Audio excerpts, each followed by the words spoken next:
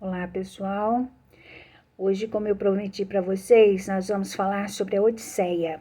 O livro Odisseia, de Homero, é um grande poema em forma de contos.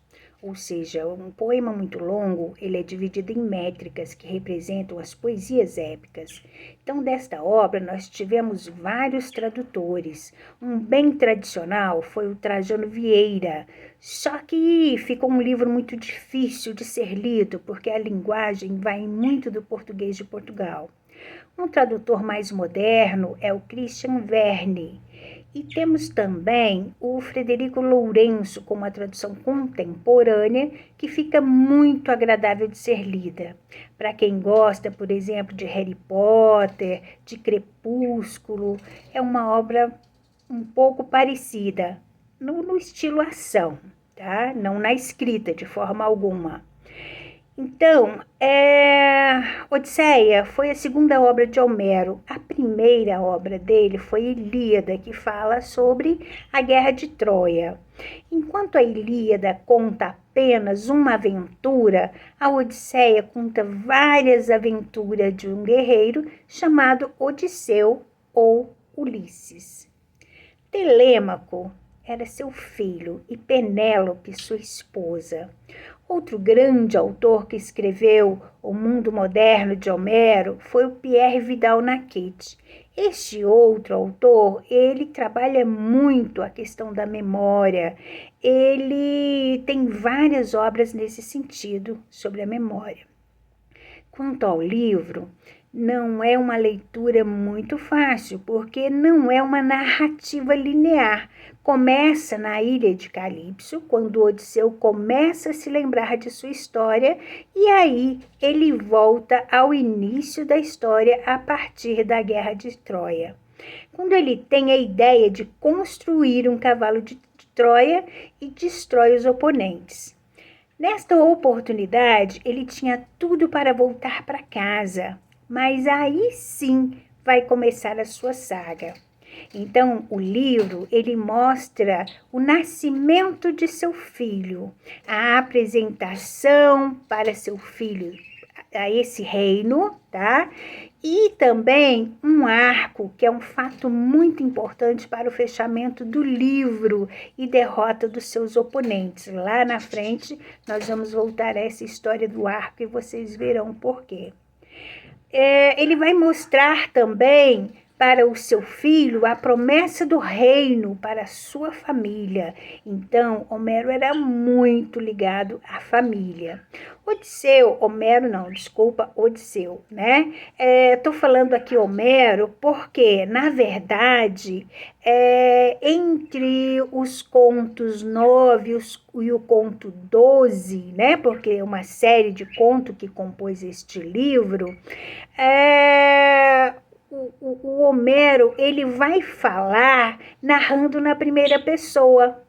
Então, neste momento, autor e personagem se fundem. E aí você não sabe se ele está falando de Odisseu ou se ele está falando dele próprio. É muito interessante essa leitura. Por isso também é um dos pontos difíceis. Bom, Odisseia é um poema, então, de 18 cantos, enquanto que a Ilíada tem 24. Então, são dois poemas épicos cantados por Homero. Odisseu, ele lutou por anos contra Troia e ao lado de Aquiles. Só ao lado de Aquiles foram 7 anos de luta. Então, ele tem a ideia de criar o cavalo de Troia. E aí são mais 3 anos para vencer essa guerra, tá? Então, logo após a morte de Aquiles, Homero cai em pensamento, né? Ele precisa de vencer a qualquer custo essa guerra, e aí ele tem essa ideia da criação do cavalo de Troia. Então, no retorno para casa, eles entram em uma caverna e encontram Antífis. Antífis era um ciclope de um olho só, assim no meio da testa. Ele era filho de Poseidon e de uma ninfa do mar. Odisseu consegue ludibriar Antifas, dá um vinho para ele, eles tomam e tocam uma flauta para o distrair. E de tão bêbado, porque Antifas ele não conhecia bebida e nem música, né? Então ele bebe muito, fica bêbado e acaba adormecendo.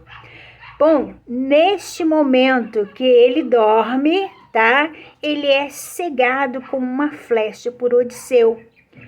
Quando o Antifas pergunta, ele levanta, né, naquele susto, naquele medo, cego, não sabe o que está acontecendo. Então ele pergunta: quem está aí? E aí o Odisseu diz que se chama ninguém.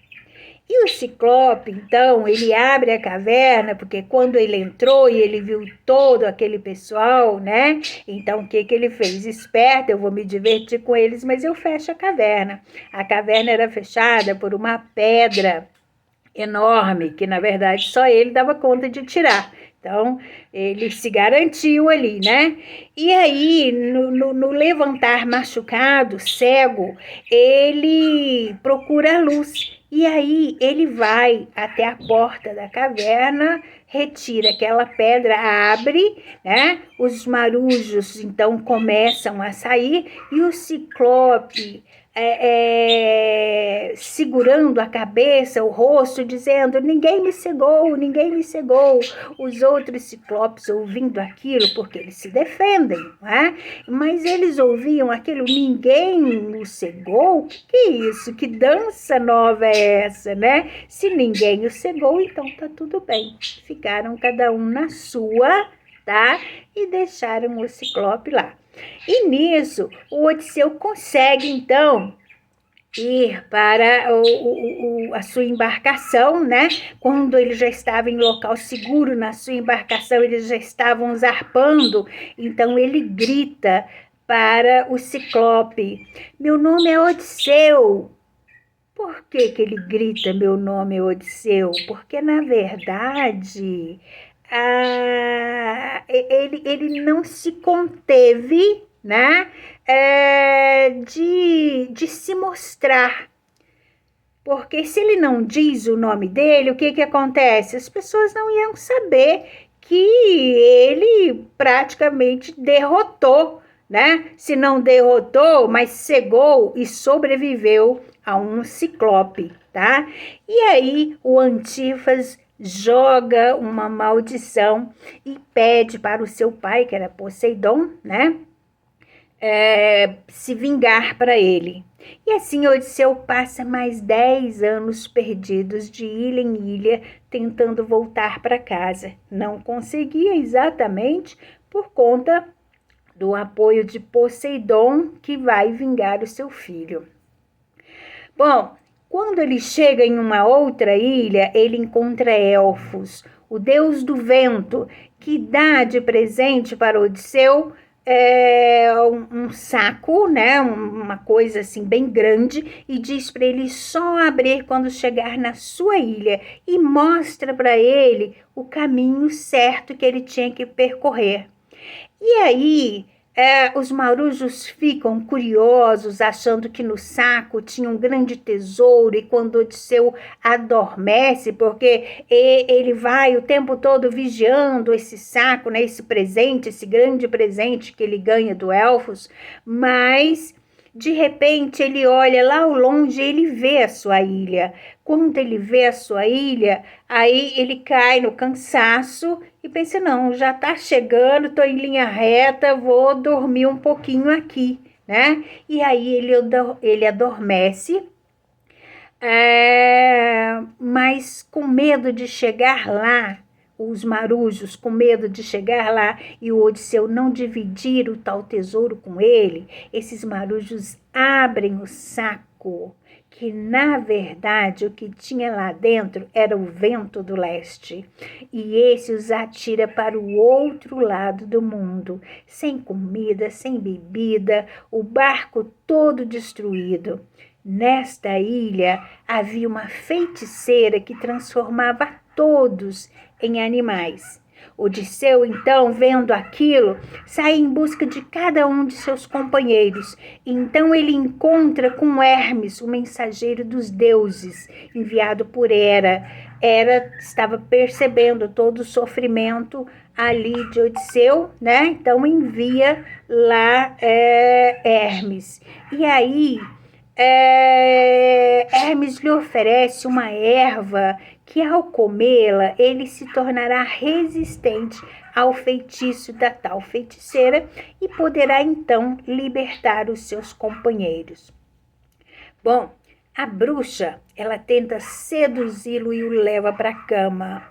E com porções mágicas, que nessa era a ilha da flor de lótus, né? Então, porções mágicas da flor de lótus que deixavam os pensamentos nebulosos e não viam o tempo passar. Enquanto isso, o seu filho cresce e quer sua independência, mas é contido por sua mãe. Penélope, embora já em desespero, assim como a mãe de Odisseu, a mãe dele não suportava mais a falta de notícias do filho. E num certo dia, no afã do seu desespero, ela se joga ao mar para ver se o encontra no reino dos mortos. Odisseu, então, não esquece a sua família, né? Mas foi pego pelo feitiço quando pensou que se passava 5 dias. Na verdade, já havia passado 5 anos. Seu navio estava até encalhado lá na praia, até que Odisseu recobre a memória e reúne os seus marujos. Bom, somando-se tudo, lá se vão 16 anos. A feiticeira o manda para o reino dos mortos. Por lá, ele teria então a resposta de como encontrar o caminho de casa. Bom, chegando lá, né, ele oferece como oferenda um cabrito para os deuses das profundezas, que lhe dá mais um enigma e mostra que o que lhe mantém vivo é a própria viagem. Mas aí Odisseu encontra com a sua própria mãe. Lembram que a sua mãe se jogou ao mar? Bom, então, encontrando com a mãe, ela o manda de volta para casa, mas antes ela conta para ele que os pretendentes de sua esposa estão prestes a tomar-lhe o reino. Esses pretendentes, assim que Odisseu desapareceu, não é? Já tinha mais de 16 anos que ele estava sumido, e como ele era muito rico, né? Era praticamente o dono da sua ilha, então não faltaram pretendentes. Penélope, então, ela começa a tecer uma mortalha para o seu pai que se encontra doente, e quando termina, ela diz para esses pretendentes que quando ela terminar, ela aí sim escolherá um dos pretendentes para se casar, porque ela está sendo pressionada por eles para que ela escolha um. Então, estes eram muitos e viveram por todos estes anos no castelo, às custas do reino, só aguardando para serem escolhidos. Odisseu, então, continua sua saga. Mais monstros são encontrados e a tripulação foi sendo morta um por um. Odisseu acaba ficando sozinho no mar de Poseidon. Chega a uma nova ilha e encontra Calipso. Então, lembra Calipso lá, quando você está lendo o livro que começa aqui? Olha quanta história já se passou, tá? Calipso era uma deusa e ela tinha suas ninfas, que veem um homem pela primeira vez. Ficaram encantadíssimas com aquela visão, né? De um homem forte. Bom, enquanto isso, o seu filho Telenos reúne os homens em Ítacas, que era o nome da cidade deles, e os convoca à resistência junto aos pretendentes, enquanto vai atrás de seu pai. Então ele reúne todos esses súditos, né, lá na sua ilha, pedem para que eles tomem conta de sua mãe e saem em busca de seu pai.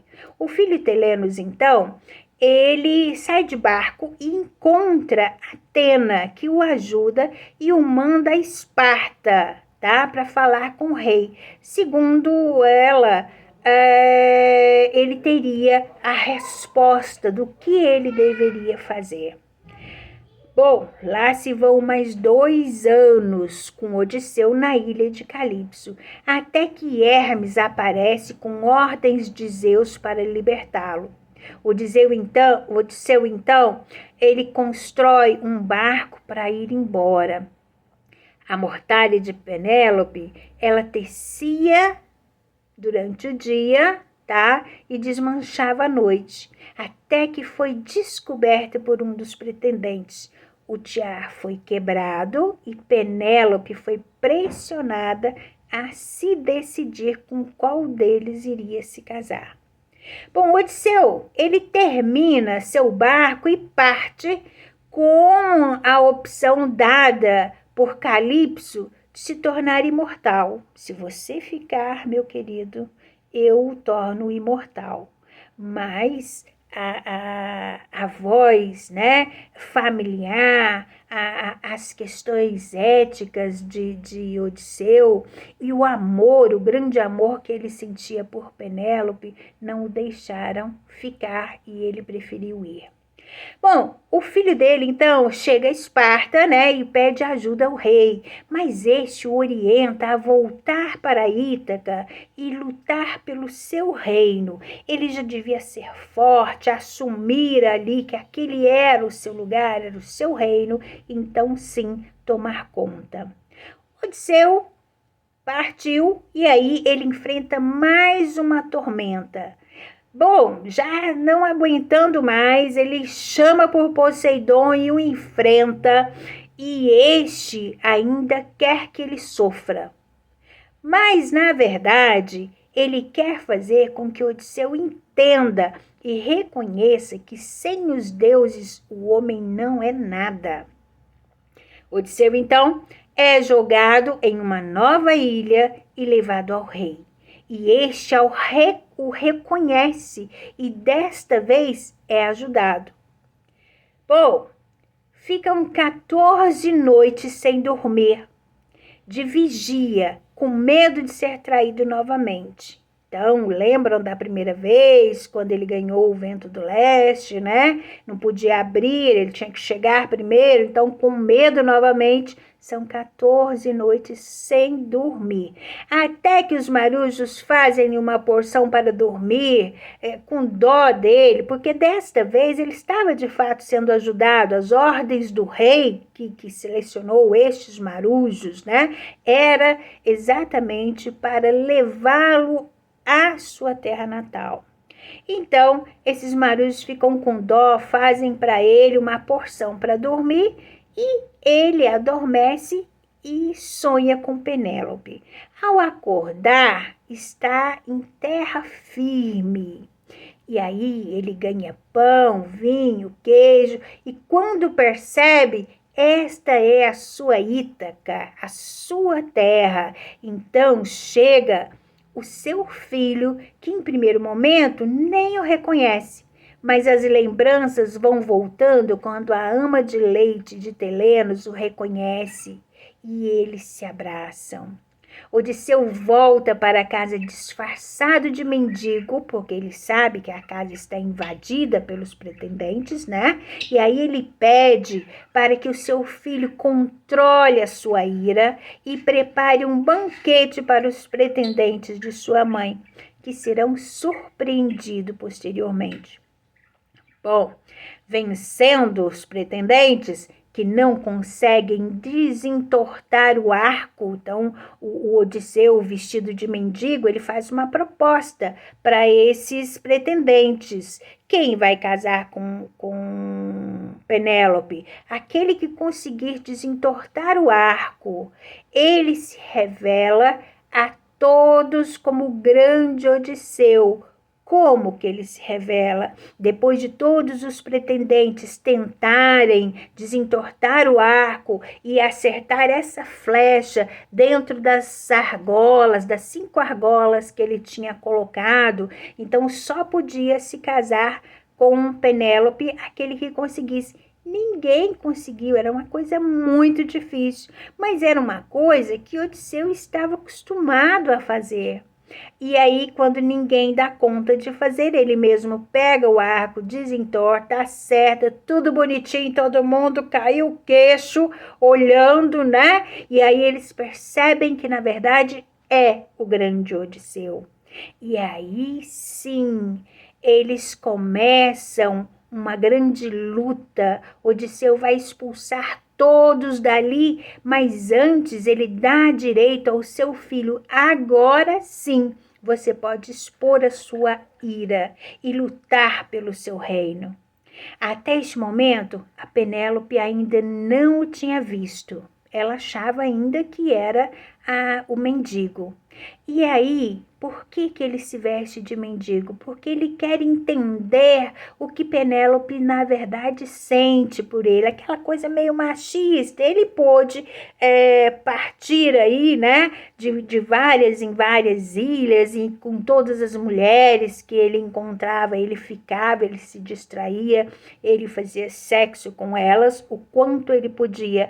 Mas Penélope tinha que se manter intacta para ele. E aí, o seu grande medo era que essa sua esposa, ao longo desses 20 anos, porque agora né, não são 16, são 20 anos, né, que se passavam, que ela tivesse sido fraca e o traído com qualquer outro homem. Mas logo ele descobre o quanto ela o amava, o quanto ela foi fiel. Penélope vem para agradecer ao mendigo e vê que, na verdade, era seu esposo muito amado. Bom, vencido então toda esta saga, a vida deles agora estava completa e eles foram felizes para sempre.